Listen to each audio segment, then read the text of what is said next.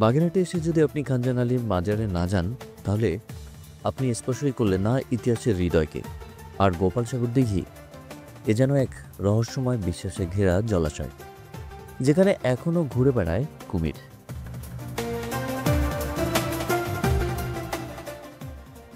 এটি 1500 শতকের সুফি সাধক খানজান আলীর মাজারের সামনে। এখানে প্রতিদিন প্রায় হাজারো মানুষ আসেন দোয়া চাইতে, মানত রাখতে বা নীরবে শ্রদ্ধা জানাতে। জুতা খুলে প্রবেশ, পবিত্রতা রক্ষা এবং নীরবে শ্রদ্ধা নিবেদন এই জায়গার সংস্কৃতির অংশ। প্রতি বৃহস্পতিবার এখানে মাহফিল হয়, যা অনেকের কাছে এক ধরনের আধ্যাত্মিক অভিজ্ঞতা।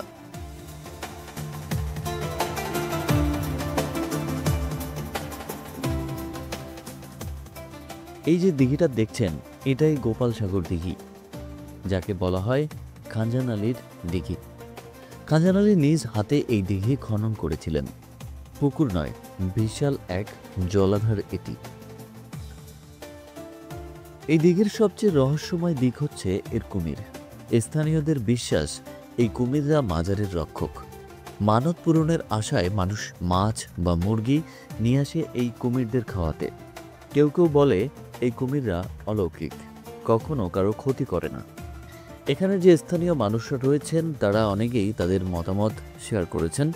কেউ কেউ বলেছেন এখানে অনেকেই মানসিক শান্তির জন্য আসেন, এবং কেউ কেউ বলেছেন অনেকেই মানত করতে আসেন।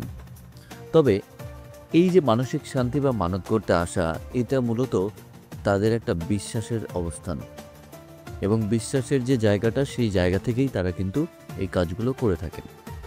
কথা আছে, ইতিহাস শুধু বাইরে নয়, মানুষের চোখে মুখেও লেখা থাকে। এই মাজার আর দিঘি সেই জীবন্ত ইতিহাসের এক অংশ। প্রিয় দর্শক, আজকের ভিডিও পর্যন্তই। দেখা হবে পরবর্তী ভিডিও নিয়ে। সে পর্যন্ত সবাই ভালো থাকবেন। এক্সপ্লোর উইথ মামুদের সাথেই থাকবেন। আল্লাহ হাফেজ।